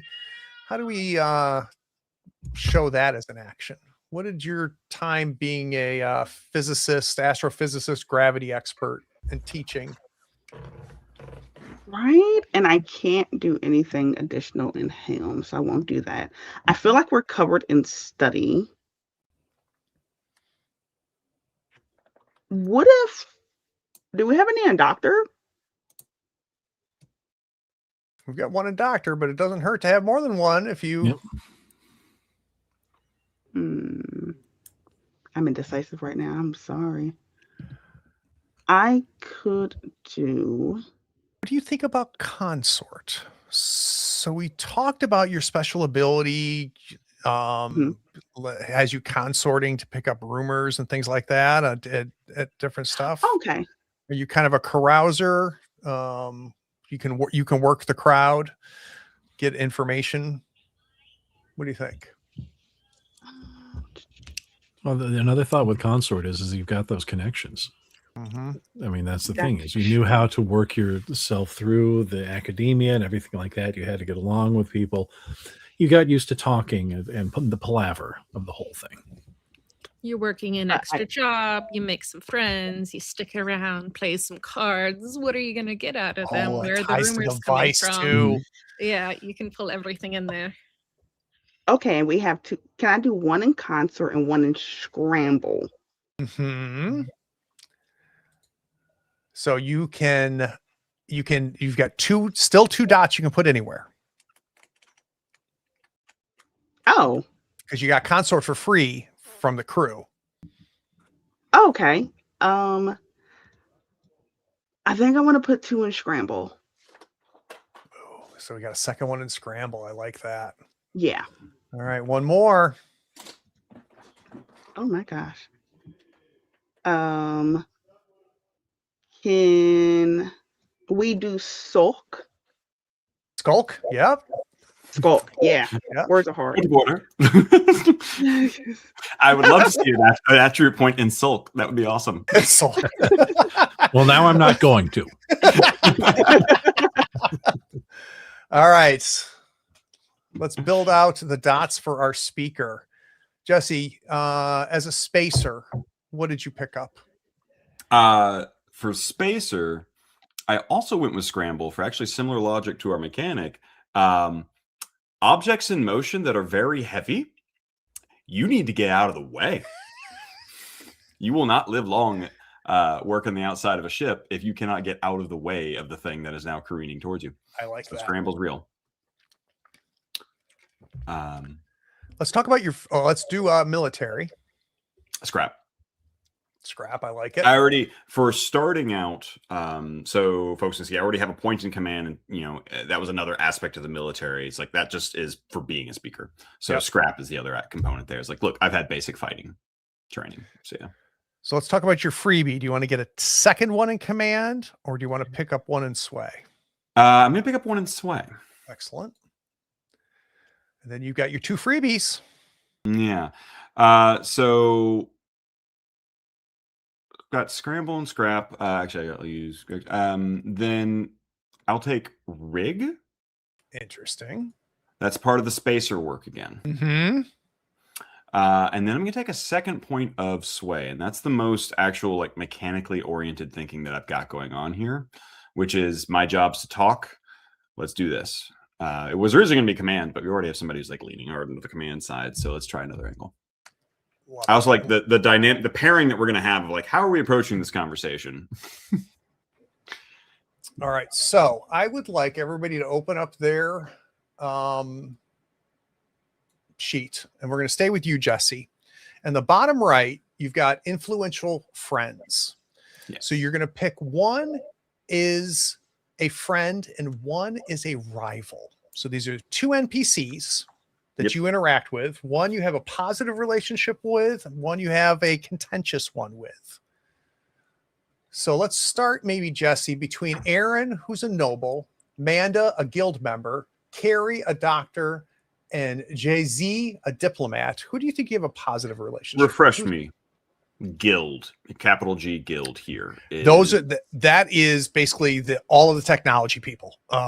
So the guild is a very powerful faction within the hegemony. Okay. They control technology. I have an in with Jay-Z, a diplomat. Love it. And the question they have in the book is, were you from allied factions or of opposing goals? We were of opposing goals. But we became friends over negotiations. Very nice. Very, very nice. And who's your rival? Manda. Love it. And here, like, the prompts, like, did I get the inside scoop? Did I still gild? Yeah, gild. I'm actually looking at the words and just let my mouth do the talking. But still steal secrets. I think it's actually more that this is somebody who doesn't like the moves that I've supported, some of the history that I've had, and doesn't like my popularity or my ability to negotiate with diplomats in a way that works against their goals. I think they don't want the popular uprising that I may be able to support. I like that. We're getting a much cleaner sense of our speaker, which is cool. I like that. Kind of the worker based. I've got Matt's up now. I want to go to our mechanic. So your group is Slice, a junkyard owner, Nisa, a previous employer, Stev, a gambler of ill repute, Len, a black market dealer, and Ken, a family member. Mm-hmm. Who is our friend? Oh, I think that's definitely Slice, the junkyard owner. And who is our rival? It's I'm torn between Stev and Ken, but I think Ken. Oh, I can't wait to find out what family member they are. All right, let's go to Dika.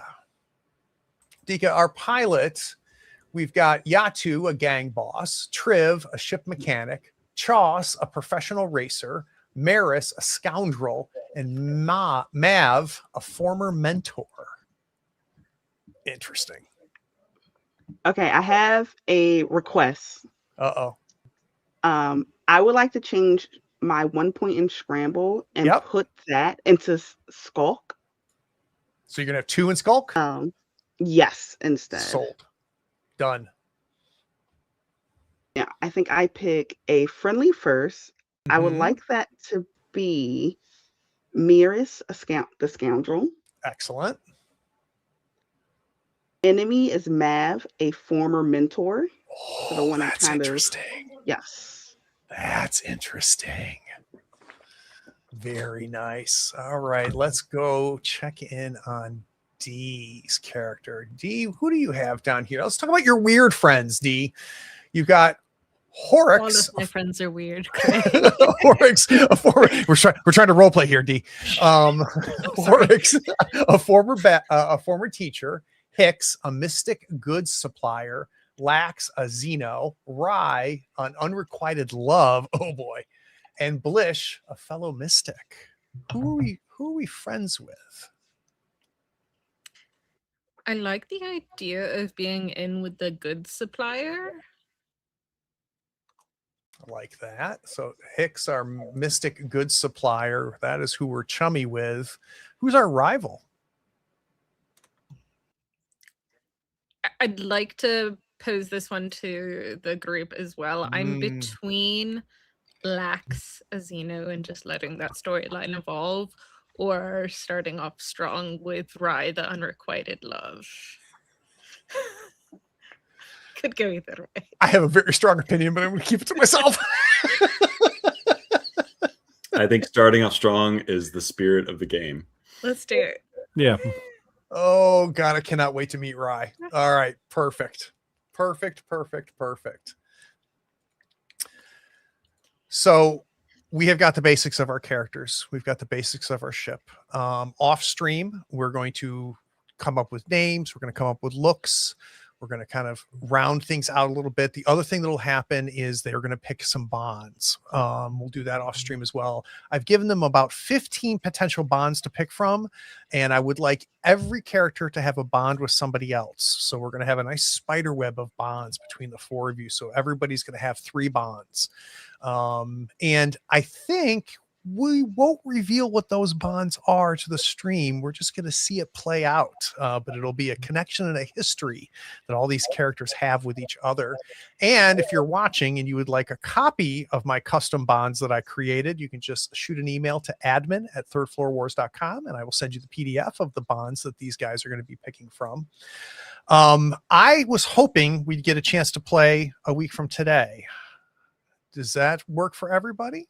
Same time, same channel? I'm in. I just got to check something really quickly, but Please I should do. be good. While you're looking, Dika, what will be happening next is we'll do a little bit of a setup, probably have some downtime on the ship, kind of see these characters in action alone and with each other a little bit. But very quickly, we're going to decide on our first job. And essentially, we're going to pick a target. So we'll pick a faction or a rival, and we'll decide who's the target of our job. We'll figure out what kind of job it is, what's going to be our approach to the job. Then we're going to do an engagement roll, and I'm going to drop you into the middle of the job. So one thing that's very unique about this system is there's no planning of these jobs. And the reason is because Dee, Dika, Jesse, and Matt know nothing about planning these types of jobs. But these 4 characters are very good at it. So we're going to have the characters come up with the planning for this job off screen. Even the players don't know what the plan is, but there's mechanics in the game that allow us to slowly uncover to make sure that they knew exactly what they were doing. So it'll be very, very exciting. So like, subscribe, make sure you're following all the socials so that you know when we're going to be. We're going to shoot to be here next week. Thanks all.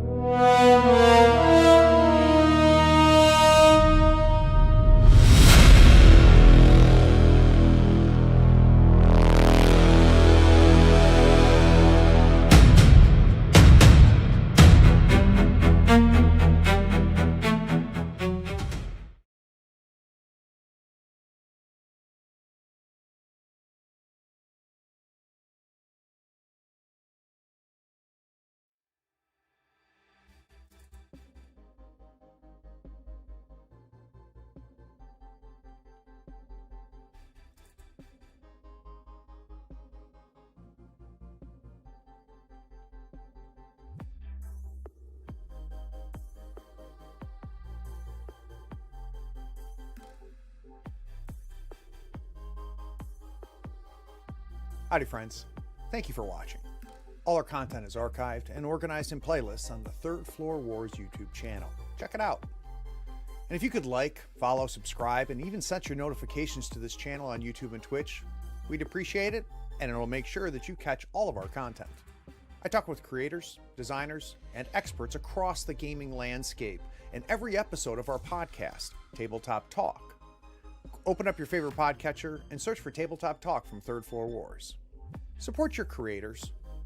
They make the content you love, and it's your support that makes it happen.